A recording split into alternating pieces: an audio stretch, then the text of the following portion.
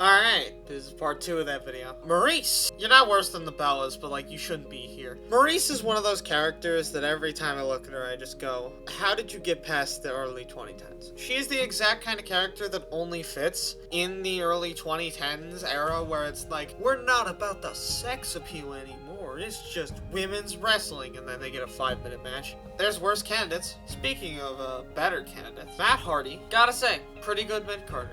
Some of you are probably like, why isn't he in the tag danger zone? Well, it's because the tag danger zone is for people that if they weren't in a tag team, they wouldn't be able to do much. And Matt can do stuff outside of a tag team. You know who else is pretty good? I think Melina is a solid B tier. She's not particularly well, and this is her only game in the series, so there's not much writing on her, but you know, she's still a good possible champion. And then you all know Michelle McCool goes into S tier. We all love the duo of Michelle McCool and Beth Phoenix taking up every single fucking fight for the women's title throughout 2010. Mickie James is also in S tier. Surprised how there's almost as many men and women in the main title scene. Of course, that'll change, but like, yeah, 3 to 4. Come on. It's even 3 to 4 from Raw to SmackDown people on the default roster. Come on, guys. Pick it up. And then there's Mike Knox. You're stuck in hell, but you're better off than Finlay, only really because Finlay's just old, you're just boring. MVP is a pretty damn good mid-carder. You know, MVP is a very likable person and dislikable person, depending on which era of MVP you grew up on. And overall, starting him off in a team with John Cena is a pretty good decision because it allows them both to rise up, especially because Cena isn't a default main eventer with this attire, unlike with this one where he's the top of the card. Natalia's A tier, but she's behind Gail Kim because Natalia's gonna be here so much, so like she's kind of more of like a basic pick. Natalia is basic because she is in every single game. She's the only OG that's in every game on the women's side. Beth Phoenix is in a couple of the early ones and in the later ones, but she's down the middle. Mickie James is entirely inconsistent and it really depends on the game. Gail Kim's only in 2011. Natalia's in every single one. Layla is only in like 3. Melina's only in this one. Eve is only in like 3, but she's back in the later ones for some reason. Kelly also like the first 3. Alicia Fox is a little more inconsistent. She shows up in some of the later ones, but overall she doesn't. Maurice, similar story to Alicia Fox, and the Bellas are somehow in every single women's game until 2K24. Speaking of which, wow, I like Nikki more than Brie, I will say that much. There's not really a difference between the two because they're twins and their personalities are different, but I don't like Brie because her song is ass. Primo, despite how he's being booked so far, is Tag Team Danger Zone. And I say this because he's gonna be with Epico throughout most of the games that he's in, but without Epico, it doesn't really work. Epico is definitely worse off than Primo, though, because Primo at least has 2 years to go off of for a singles run, and he's teaming with Ted DiBiase right now. We'll get to him in a second. Yeah, I don't like comedy characters, and R-Truth is the definition of a comedy character. He'll appear, but he won't appear that much after the IC title gets taken off of him, whenever that'd be. Randy Orton is a certified S tier. There is no reason why Randy Orton shouldn't be here, and overall, he's pretty damn good. Enough said. I don't think we need to say anything else about Randy Orton. He's just that damn good. Ray's at the bottom of S tier. I'm gonna tell you why. Ray is one of those characters where he's booked very weirdly in my eyes because he's basically been forced to not beat like a good chunk of the roster. But when he can win, he can win a lot. The only reason CM Punk was gonna win is because he has a submission finisher in the Anaconda Vice, but in 2011, it's not a finisher, so Ray won by DQ. Ray was gonna win that if it wasn't a submission match, I'll tell you that much. He's just, like, not booked too well. Steamboat's a pretty good A tier,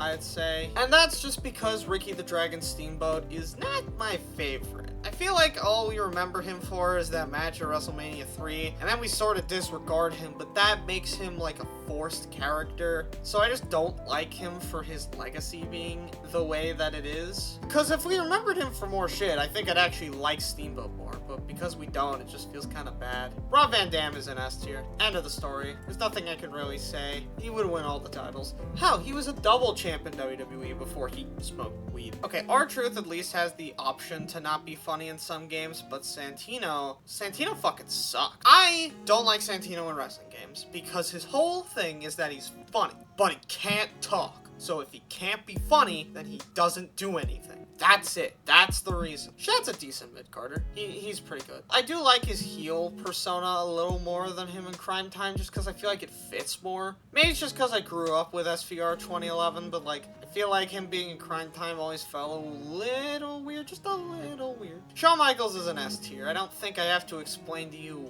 why he's an S tier, but he is. The only problem is that in this game he starts out with DX, which means he doesn't get to win a world title immediately, but like, does he need to win a world title? No, we all know he's gonna have banger matches. Sheamus is a pretty good A tier, all things considered. Sheamus is a pretty good A tier. Overall, he gets the job done. But I feel like I can't book him too strongly because it's his first game, and plus, I feel like his peak is when he's with the Bar. Decently young enough to where it's not like he's old like modern day Sheamus, where it's like you can feel his age starting to catch up to him just a little bit. And with the Bar, he was with Cesaro, which helped move up Cesaro from being like the worst booked guy in fucking wrestling ever to like one of the better booked tag stars. So like, yeah, it's pretty good. Shelton Benjamin honestly is actually top of A tier. Like, Kofi is the default mid-carder, but Shelton Benjamin is my favorite. The gold standard gimmick is just such a good thing to play with because it allows him to be pretty dominant without it feeling wrong. Like, a problem that I struggle with a lot is that I try to book people very strongly to get them over, but then I feel like I'm hindering everyone else by booking them that strongly. It's why I don't like booking Brock Lesnar, because it elevates an already available and prevalent problem into being the biggest thing ever. But with Shelton Benjamin, I can kind of do that. I can get away with a little bit more because it's gold standard. The best, the best, the best, the best. Stone Cold Steve Austin isn't my favorite pick. This is just because I was not around for the Attitude Era, but I would say he's like here. He's not gonna be the most dominant wrestler of all time, but he is pretty damn good at what he does, and his brawling style is pretty unique for these top tiers. Ted DiBiase is probably like here. He could win the world title. The problem is that he gets a couple of games, and a lot of the charm of him for me was both of his themes. The Legacy theme is just a fucking banger for absolutely no reason, and the Money and Grace theme is weirdly, like, ironically good. Like, it's not a good fucking song, but like, it's fun to listen to. In the same way that I used to think that Ratatouille was fun to listen to. Yeah, go watch my fucking Weezer tier list. Terry Funk. Okay, here's my problem with Terry Funk. I do not book Terry Funk properly. I don't really care for Terry Funk that much. That's about it. Like, I understand the appeal. The problem is that he doesn't get a lot to play around with. You don't have a lot of matches where weapons are like a main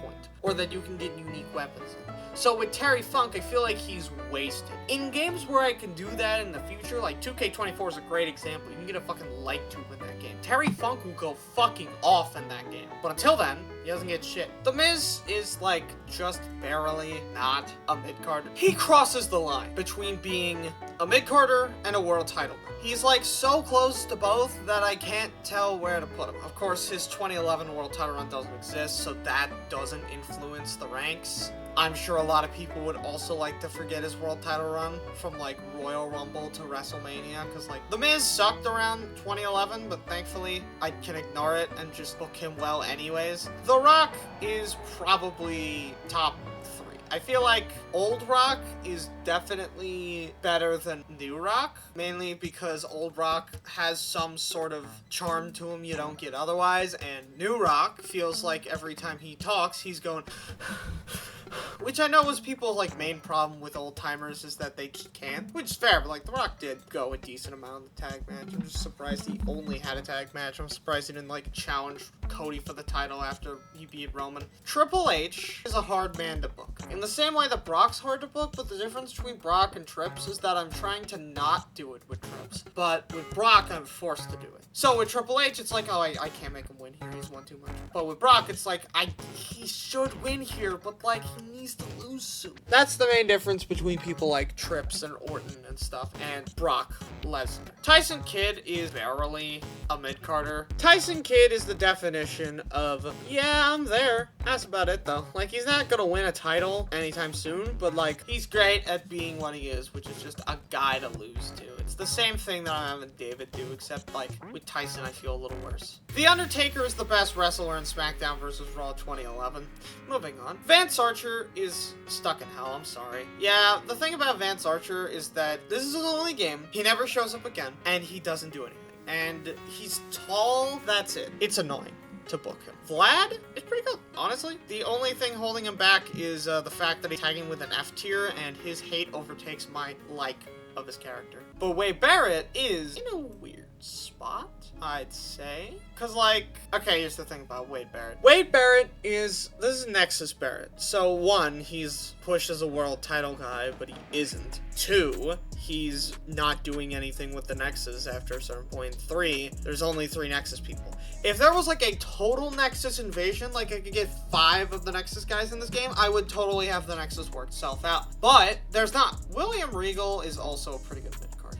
I'll put him above Vlad, but I can't put him above MVP, just simply for the reason that I feel like MVP, despite having less of an impact, ends up having more of a presence than Regal does. Regal feels like he's always in the shadow of someone, especially because he's in the United Kingdom. But like, MVP doesn't get that treatment. Yoshitatsu, on the other hand, is pretty good. Yoshitatsu is probably the most unexpected B tier.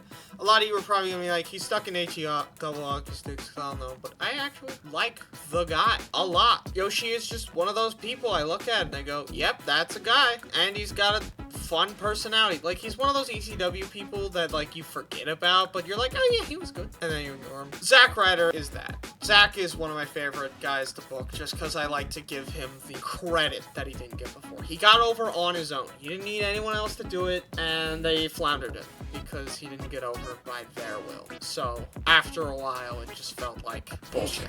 Alright, that's the whole tier list. As you can see, it's pretty middle biased. I feel like I have a lot of people in this game that I like for different reasons. Each tier gets 2. These are like bottom, these are middle, and these are top. But being here isn't even an insult. It's only until you get here that this shit starts being an insult. So I don't even know. But yeah, as you can tell, there aren't a lot of people in this roster that I would say are complete and utter failures, unlike some other game rosters where there's a good chunk of failures. I'm looking at you, some 2K games. But yeah, that is about it for this tier list video. I hope you enjoyed. Colonizer will happen next cycle of my video rotation. Don't worry, it's not dead yet. See ya!